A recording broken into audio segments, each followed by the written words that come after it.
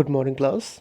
This is the seventh video lecture of chapter Nutrition in Plant for class 7. And almost topic were covered in this chapter. Some topics are remaining. I will tell you, मैं आपको बता देता हूँ कौन कौन से topic बचे हुए हैं इसमें। जो इसमें टॉपिक कवर हो चुके हैं,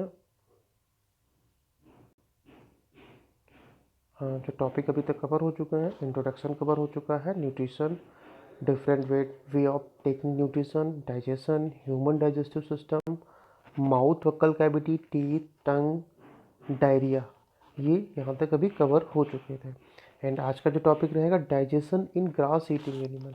एक्चुअली ग्रास ईटिंग एनिमल्स में थोड़ा सा डाइजेशन डिफरेंट होता है, तो वो हम आज जानेंगे, डाइजेशन इन ग्रास ईटिंग एनिमल। तो हम स्टार्ट करते हैं आज का topic, digestion in grass eating animal. Digestion in grass eating animals. The herbivorous animals such as cow, buffaloes, etc. eat grass. These animals quickly swallow the grass and store in the part of stomach called rumen. Then food is not chewed completely. This cud is thrown back into the mouth of the cow from the rumen. It small hump and animal chews it again. This process is called rumination and the animal called ruminant. Actually मैं आपको बताऊं, जो grass eating animals होते हैं, इनका जो digestion का process होता है वो थोड़ा सा अलग होता है, क्योंकि इनके जो स्टमक होता है, स्टमक के कई सारे पार्ट्स होते हैं, और जो ये फूड को खाते हैं, जो भी हार्बीवोरस होते हैं, जैसे जो ग्रास ईटिंग एनिमल्स होते हैं, एक्चुअली कैटल जो होते हैं, जैसे काऊ हो गया एंड फेफेलोज, गोट, ये एक्चुअली क्या करते हैं, जो फूड को यानी ग्रास को लेते हैं और लेने के बाद क्विकली इसको सॉलो कर लेते हैं, ऐसे ही निकल लेते हैं, और वो फूड पहुंचता है उनके स्टमक के पार्ट में, उस पार्ट को बोलते हैं र्यूमन। The food is not chewing, तब तक कि वो च्यूइंग नहीं होता है, ऐसे ही सीधा फूड वहाँ पे पहुँच जाता है। कहाँ पे पहुँच जाता है? र्यूमन में, जो कि एक पार्ट होता है स्टमक का। अभी मैं आपको दिखा देता हूँ बाई फिगर। देन फिर क्या करते हैं, फिर इसको बोलते हैं cut. This cut is throw back into the mouth of cow. क्या होता है, ये धीमे धीमे उसको बैक करती हैं, फिर उसको और time to time small small particles में चूइंग करती रहती हैं, चबाती रहती हैं और तोड़ती रहती हैं। और फिर क्या करती हैं, फिर दोबारा से वो प्रोसेस पहुंचता है नेक्स्ट पार्ट में, वहाँ पे डाइजेशन एंड एब्जॉर्प्शन की प्रोसेस कंप्लीट होती है। तो इस पूरी प्रोसेस को मीन्स फूड ह्यूमन पार्ट में जाना, वहाँ से बैक होना, और बैक होने के बाद उसको धीमे धीमे फिर से तोड़ना, यानी फिर से उसको च्यूइंग करना, स्मैच करना, इस पूरी प्रोसेस को बोलते हैं र्यूमिनेशन। एंड ऐसे एनिमल्स को बोलते हैं र्यूमिनेंट एनिमल्स। ओके, तो हम आपको एक डायग्राम दिखाते हैं, जो कि र्यूमन या स्मॉल इंटेस्टाइन या जो अलग अलग पार्ट्स होते हैं वो इसमें शो किए गए हैं।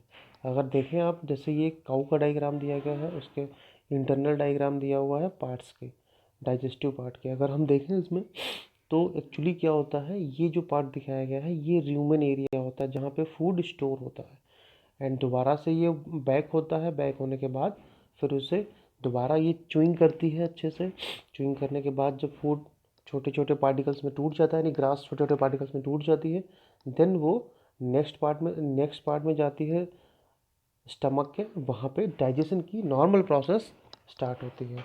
तो मैं आपको फिर से एक बार बता देता हूँ कैसे होता है इसमें। मैं आपको पूरा प्रोसेस बताता हूँ डाइजेशन का कैसे होता है फिगर के थ्रू। जैसे अगर आप देखें, ये यहाँ पे पहले ग्रास को ईट करती है, एंड ईट करने के बाद उसको च्यूइंग नहीं करती है, यानी पूरा उसको निगल लेती है, सॉलो करती है। एंड सॉलो करने के बाद जो भी ग्रास होती है अनच्यूइंड, मतलब चबाई हुई नहीं होती है, सीधे सीधे उसको निगल लेते हैं। एंड निकलने के बाद कहाँ पहुँचता है ये? र्यूमन में। जब कम्प्लीटली उसको वो ईट कर लेती है, ईट करने के बाद र्यूमन में ये फिल हो जाता है। अब वो उसको बाद में बैक करती है, र्यूमन से फूड फिर से बैक होता है, और बैक करने के बाद यहाँ से उसको अब वो च्यूइंग करती है।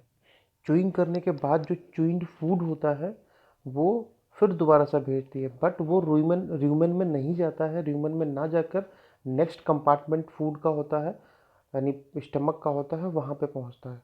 जब नेक्स्ट कंपार्टमेंट में पहुँचता है तो वहाँ पे डाइजेशन की प्रोसेस होती है, then small intestine and absorb होता है एंड रेक्टम के थ्रू एनएस से बाहर निकल जाता है।